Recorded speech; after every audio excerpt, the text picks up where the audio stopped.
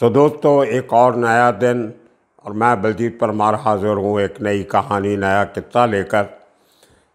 कल आपने सुना कैसे अहमदाबाद के नवाब खान पठान ने अपने मुंह बोले बेटे के कत्ल का बदला लेने के लिए क्या क्या नहीं किया। उसके मरने के बाद भी उसके बेटे पप्पू खान ने अपने उस स्टेप ब्रदर का खून का बदला लिया और वो लड़ाई बहुत साल चलती रही। आज आपको लेके चलते हैं दूसरे नवाब खान के साथ, जिसको अमीर नवाब खान कहते थे। मुंबई वाला पठान गैंग का सरगना, अमीरज़ादा का बेटा, शहज़ादा अमीरज़ादा, ये उसके बेटे थे, शहज़ादा लब्बू। वो अमीरज़ादा का पूरा किस्सा मैंने समद खान के ऊपर जो सीरीज़ की थी 7-8 एपिसोड्स की, उसमें, और उसके अलावा 2 एपिसोड हमने और भी अमीरज़ादा पे बनाए थे, आप वो देख सकते हो। लेकिन आज जो मैं ज़िक्र कर रहा हूँ वो अमीरज़ादा के बारे में उस केस का ज़िक्र कर रहा हूँ जिसमें मुंबई वाले नवाब खान ने, जिसको अमीर नवाब खान कहते थे, उसने अपने बेटे अमीरज़ादा के कत्ल का बदला कैसे कैसे लिया। 2 नवाब खान, दोनों के बेटे मारे जाते हैं और दोनों अपने बेटों के कत्ल का बदला लेने की क्या क्या कवायद करते हैं। ये कुछ नए किस्से जो आपने नहीं सुने थे वो आपको मैं सुनाने की इन दिनों में कोशिश कर रहा हूँ। आपको मालूम है 1983 6 सितंबर को अमीरज़ादा का मुंबई की एक कोर्ट में मर्डर हो जाता है। इंजर्ड किया जाता है। इंजर्ड हालत में उसको उसका खास दोस्त समद खान, जो उस दिन उसी कोर्ट में किसी और केस की तरीक भुगतने आया था, वो अपने दोस्त को उठा के टैक्सी में डाल के हॉस्पिटल ले एडमिट करवा के वापस कोर्ट में आ जाता है। समद खान भागता नहीं है। तो ये किस्सा पूरा आपने सुना हुआ है, मैं पहले आपको बता चुका हूँ पूरी तफसील के साथ। 1983 में अमीरज़ादा के मर्डर के बाद नवाब खान अपने बेटे के जो कातिल थे वो तो सबको पता था, लेकिन उसके पीछे जो पर्दे के पीछे लोग काम कर रहे थे, जिन लोगों ने उस ऑपरेशन को फाइनेंस किया था, या नवाब खान को शक था कि ये लोग इस पूरे किस्से के पीछे हो सकते हैं, उनको ढूंढना और उनको मारने का एक मकसद नवाब खान लेके जी रहा था अपनी ज़िंदगी के आखिरी दिन। तो करते करते उसको पता चला कि अगरीपाड़ा में एक इलाका है जहाँ पे मोरी रोड उसको कहते हैं, बहुत कंजेस्टेड एरिया है। वहाँ पे एक स्मगलर उस ज़माने का रहा करता था जिसका नाम था उमर बख्शी। बड़ा अजीब सा नाम लगेगा, बख्शी नॉर्मली पंजाबी सरनेम होता है, लेकिन बख्शी मुसलमानों में भी होते हैं। जैसे बख्शी गुलाम मोहम्मद जम्मू कश्मीर के चीफ मिनिस्टर भी रहे हैं, तो कहीं ना कहीं हो सकता है कि उमर भी शायद कश्मीर का रहने वाला हो पुराना। खैर, तो उमर बख्शी मोरीलैंड रोड के एक बहुत ही कंजेस्टेड इलाके में रहता था। उसकी जो जहाँ उसका घर था उसके चारों तरफ से जो रोड आती थी, जो वहाँ से जो आने जाने के रास्ते थे वो बहुत कंजेस्टेड थे, और वहाँ से किसी बाहर के एक रोड तो ऐसे ही थी जिसमें ये फुटपाथ के ऊपर चीज़ें बेचने वाले लोग और रोड के ऊपर हाथ गाड़ियाँ, ये वो इतना कंजेस्टेड रोड के आदमी पैदल भाग के वहाँ से निकलने के लिए मुश्किल हो जाता था। उस इलाके में नवाब खान ने जब रैकी की उमर बख्शी की, उसको शक था कि उमर बख्शी ने और रशीद अरबा ने अमीरज़ादा को मरवाने में कोई रोल अदा किया। अब ये बात कितनी सही है कितनी नहीं ये तो नवाब खान को मालूम होगा।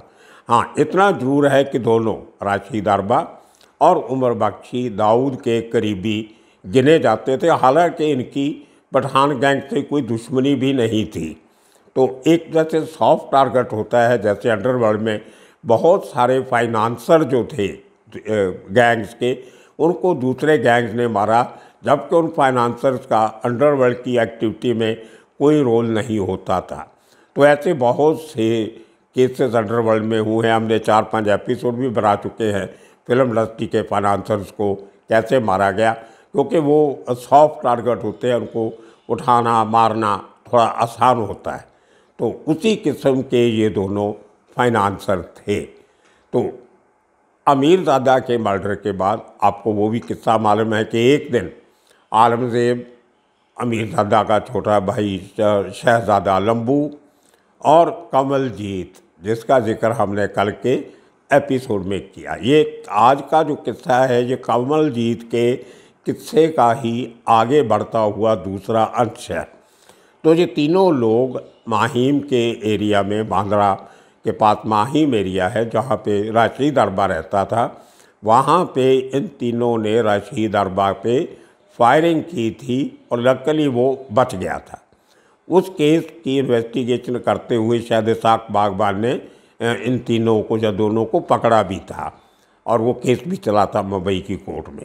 खैर, तो ये एक बदला लेने का प्रोसेस, एक कार्रवाई शुरू हो चुकी थी और चलते चलते जब इनको पता चला कि उमर बख्शी को मोरीलैंड रोड के ऊपर उसके घर के आसपास कहीं मारना बहुत मुश्किल है, तो उसका रैकी की गई कि वो बाहर जाता है तो कहाँ जाता है, इसको बाहर कहीं घेरेंगे और मारेंगे। और एक दिन खबर आती है कि उमर बख्शी सूरत में एक पुराने कस्टम केस की तारीख भुगतने के लिए कोर्ट में जाएगा। और जो सूरत में इनके लिंक थे उन दिनों में पहले से ये खबर थोड़ी लग चुकी थी कि ये तारीख के लिए जाने वाला है। तो ये तीनों जन, आलमज़ेब, कमलजीत और तीसरा अजीम पहलवान, ये करैक्टर बहुत खतरनाक था, अजीम पहलवान, ये तीनों लोग उसकी फील्डिंग लगा के रखते हैं सूरत की उस कचहरी के बाहर जहां उमर बख्शी अपनी तारीख भुगतने गया होता है। और जैसे ही केस इसका ख़त्म होता है, तारीख ख़त्म होती है, तो ये देखिए इतना उमर बख्शी को भी पता था कि मेरे पीछे लगे हुए हैं। उसके पास बहुत गाड़ियाँ थी, बहुत साधन थे, लेकिन वो किसी गाड़ी में, टैक्सी में नहीं कोर्ट में गया, वो रिक्शा में गया, जो दूसरा रिक्शा होता है, आदमी चलाता है जिसको। और वापसी पे उसने ऑटो रिक्शा किया कि मेरा किसी को पता नहीं चले ऑटो रिक्शा में कौन बैठा है, सब सादे आम लोग बैठते हैं। तो उसने निकल के एक ऑटो रिक्शा को रोका, जहां उसने जाना था रेलवे स्टेशन वगैरह, उसका पता बताया और रिक्शे में बैठ गया। लेकिन उसको ये पता नहीं था कि उसकी मौत जो है उसके ऊपर मंडरा रही है। जैसे ही वो रिक्शे में बैठा, एक और शख्स आके उसके साथ बैठ जाता है और रिवाल्वर उसके माथे पे लगा देता है कि आवाज़ मत करना। और वह शख्स और कोई नहीं, आलमज़ेब था। थोड़ी दूर वहाँ से एक एम्बेसडर गाड़ी जिसको कमलजीत चला रहा था और उसके साथ अजीम पहलवान उस गाड़ी में बैठे थे। तो ऑटो रिक्शा को चला के गाड़ी तक ले जाया जाता है बंदूक की नोक पर। वहाँ से उमर बख्शी को रिक्शा से निकाल के एम्बेसडर गाड़ी में बैठा लिया जाता है। आपको एक बात और बता दूं कि कमलजीत एक शार्प शूटर और डेयरिंग किलर होने के साथ साथ बहुत अच्छा ड्राइवर भी था। साइन कोलीवाड़ा एरिया जहाँ का वो रहने वाला था, वहाँ पे लोगों का जो मेन प्रोफेशन है वो टैक्सी का ही है। साइन कोलीवाड़ा में कहावत है कि वहाँ जो बच्चा पैदा होता है वो पैदा होते ही स्टीयरिंग हाथ में पकड़ता है। तो हर तीसरा शख्स उस एरिया का टैक्सी ड्राइवर है और उनकी टैक्सी जो चलाने का तरीका है और जो उनका जो गाड़ी को संभालने का तरीका है वो शायद मुंबई में बहुत कम ड्राइवर्स के पास होता है। छोटी सी जगह में जहाँ से आप सोच नहीं सकते कि यहाँ गाड़ी पार्क होगी कि नहीं होगी, ये लोग गाड़ी को आगे पीछे करके इतनी खूबसूरती से गाड़ी लगा देते हैं और निकाल लेते हैं, वो नज़ारा देखना ही बनता है। मैंने बहुत बार नोटिस किया है। खैर, तो वहाँ से टैक्सी की गाड़ी चलाने की ट्रेनिंग लेता हुआ एक चैम्पियन ड्राइवर बनता हुआ कमलजीत एक एस शूटर भी बन गया। कब बना ये किसी को पता नहीं चला। तो कंवलजीत की कहानी मैं कल आपको दोबारा सुनाऊंगा कि उस शख्स की ज़िंदगी में आखिरी दौर में क्या क्या हुआ। तो चलते हैं उमर बख्शी तक। सूरत से उसको किडनैप करके एक सेफ हाउस पे ले जाया जाता है और वहाँ से उसको नवाब खान को बता दिया जाता है लैंडलाइन पे फ़ोन करके कि अपना शिकार अपने कब्ज़े में है। अब वो उससे पूरी कहानी जानना चाहते थे कि अमीरज़ादा को मारने की प्लानिंग कैसे कैसे हुई, कौन कौन लोग इन्वॉल्व थे, किसने किसको कितना पैसा दिया, किसने हायर्ड किलर को पैसा दिया, कहाँ उसको छुपा के रखा गया, इस किस्म की वकीलों का खर्चा किसने दिया उसके केस लड़ने, तो जो इस किस्म की बातें होती हैं उसके लिए। तो क्योंकि सूरत थोड़ा उनके लिए सेफ नहीं था तो उसको वहाँ से ट्रांसफ़र करके रातों रात अहमदाबाद ले जाया जाता है। ये तीनों शख्स उमर बख्शी को लेके अहमदाबाद पहुँच जाते हैं और वहाँ कालूपुर एरिया में अब्दुल लतीफ़ के एक सेफ हाउस में उसको रखा जाता है। अब्दुल लतीफ़ आपको मालूम है उस ज़माने का अनडिस्प्यूटेड डॉन था अहमदाबाद का, बहुत पावरफुल आदमी था। एक बार कॉरपोरेशन की इलेक्शन 7 जगह से लड़ा और 7 जगह से जीत गया था। तो इतना पावरफुल आदमी, वो उस समय पठानों के साथ था, बाद में दाऊद के साथ चला गया था।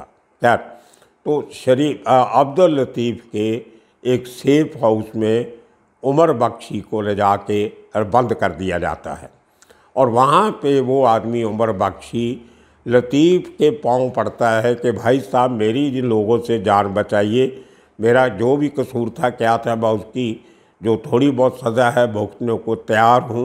आपको जो 25, 30, 50 लाख चाहिए मैं वो देता हूँ, लेकिन मुझे मारो मत। वो गिड़गिड़ाने लगा, रोने लगा वहाँ पे। ये बातें मुझे सब उस शख्स ने बताई जो उस समय वहाँ पे हाजिर था। ये एक चश्मदीद की बताई हुई बातें हैं, ये कहीं गूगल से पढ़ी हुए किस्से नहीं हैं। खैर, तो अब्दुल लतीफ़ ने मुंबई में नवाब खान को फ़ोन लगाया कि ये आदमी इतना पैसा देने को तैयार है, आप बताइए इसका क्या किया जाए। तो देखिए, आप जवाब देखिए, अंडरवर्ल्ड के लोगों के डायलॉग भी अपने किस्म के होते हैं। जैसे कल की स्टोरी में आपने सुना होगा कि पप्पू खान अपने कंवलजीत और साथियों को बोल के जाता है कि हम कब्र खोद के चले हैं, वापस आने तक कब्र भरी होनी चाहिए। कुछ इसी किस्म का डायलॉग नवाब खान बोलता है अब अब्दुल लतीफ़ को। वो कहता है कि भाई साहब मुझे पैसा नहीं चाहिए, इस आदमी ने मेरे बेटे को मरवाया है, अगर आपने इससे पैसा ले लिया तो समझो आपने मेरे मरे हुए बेटे का गोश्त खाया है। तो ये डायलॉग लतीफ़ के दिल में लगा और उसने बोला कि ठीक है, अब इसका पैसा वैसा का छोड़ो, इसको ठिकाने लगा दो, लेकिन यहाँ पे नहीं, मेरे एरिया में नहीं, कहीं और ले जाके इसको आप ठिकाने लगा दो, यहाँ पे ऑलरेडी बहुत प्रॉब्लम चल रही है। शायद लतीफ़ नहीं चाहता था कि उसके घर में एक और कत्ल किया जाए और वो किसी तरह से, क्योंकि उमर बख्शी दाऊद के करीबी गिना जाता था, लतीफ़ नहीं चाहता था कि उसकी एक ऐसे झगड़े के लिए दाऊद से दुश्मनी हो जिसमें एक्चुअली उसका अपना कुछ लेना देना नहीं है। दुश्मनी तो पठान गैंग की उमर बख्शी की थी, लतीफ़ तो बीच में यारी दोस्ती में उनके साथ था। खैर, उसको रातों रात वहाँ से उमर बख्शी को उसी एम्बेसडर गाड़ी में ट्रांसफ़र किया जाता है सुरेंद्र नगर। सुरेंद्र नगर एक और सेफ हाउस था इनका, कंवलजीत का और आलमज़ेब का, वहाँ पे उसको ले जाया जाता है और वहाँ पे वो आदमी कोई नमाज का टाइम था शाम का कोई, तो उसमें आदमी बोलता है ठीक है भाई आपने मुझे मारना ही अभी, लेकिन मुझे एक आखिरी नमाज़ पढ़ने दो। तो उसको नमाज़ पढ़ने दी गई। जैसे ही उसने ख़त्म किया तो उसके माथे पे सर पे उसके गोलियां मार के आलमज़ेब ने और कंवलजीत ने उसको ठिकाने लगा दिया। और देखिए कहाँ से मुंबई, कहाँ सूरत, सूरत से अहमदाबाद, अहमदाबाद से सुरेंद्र नगर, इतना लंबा सफ़र, 3 आदमी जो हथियार बंद हैं, ख़तरनाक हथियार उनके पास हैं, एक आदमी को किडनैप करके साथ में लेके घूम रहे हैं, किसी पुलिस को उनकी खबर नहीं लगती। उमर बख्शी के अपने लोग जो उसको ढूंढ रहे थे उनको पता नहीं चलता, और कहाँ कहाँ तारे खड़क जाती हैं, फ़ोन हो जाते हैं, लेकिन उसको बचाने वाला कोई नहीं पहुंचता। और उस केस में कमलजीत का नाम गुजरात में बहुत हो जाता है, और वही एक कारण है कि उसको गुजरात के जो दूसरे लोग थे बड़े जुआर के अड्डे चलाने वाले, दारू के अड्डे चलाने वाले, जिनको लोकल किलर्स के ऊपर भरोसा नहीं था, वो कमलजीत को हायर किया करते थे। इसलिए गुजरात में कमलजीत की बुक्कत बहुत बढ़ गई थी, उसकी कीमत बहुत बढ़ गई थी, और वो एक तरीके से अब मुंबई छोड़ के गुजरात का ही रहने वाला बढ़ गया था। देखिए, वो शख्स जिसको नवाब खान एक यूटिलिटी बॉय के तौर पे लेके आया था कि ये आदमी बंदूक भी चला लेता है, गाड़ी भी चला लेता है। अमीरज़ादा से उसकी दोस्ती हो जाती है। अमीरज़ादा के मरने के बाद वो औरंगज़ेब के साथ काम करता है। औरंगज़ेब के साथ काम करते करते वो समद खान के साथ भी जुड़ जाता है। समद खान के मरने के बाद फिर औरंगज़ेब के साथ रहता है, और औरंगज़ेब को एक बार उसने मारने की कोशिश भी की थी। वो बहुत बढ़िया किस्सा है, वो आपको मैं कल सुनाऊंगा जब पूरी की पूरी कहानी सिर्फ कमलजीत की होगी। तो उस केस में कमलजीत थोड़े दिनों के बाद हाज़िर हो जाता है, औरंगज़ेब हाज़िर हो जाता है, और अजीम पहलवान, ये तीनों हाज़िर हो जाते हैं, और उसके बाद इनकी ज़मानत होती है। ये 84 का किस्सा है। उमर बख्शी को 1984 में मारा गया। उसके बाद में 85 में अहमदाबाद में बाबा खान का मर्डर होता है। तब उस समय पे ये लोग जेल में थे, तो पप्पू खान इन लोगों की ज़मानत करवाता है। ज़मानत के बाद 85 में जो ज़मानत होती है, तो औरंगज़ेब वहाँ से गुल हो जाता है। वो पूरा दाऊद गैंग उसको ढूंढ रहा होता है, तो वो उनके हाथ नहीं आना होता, वो वहाँ से भाग जाता है। अजीम उसके साथ चला जाता है, तो अकेला कमलजीत पड़ जाता है, जिसकी तब तक दाऊद से कोई डायरेक्ट दुश्मनी नहीं थी। अंदर खाते कहीं ना कहीं कमलजीत दाऊद के टच में था। ये अंडरवर्ल्ड की एक बहुत अजीब कहानी होती है।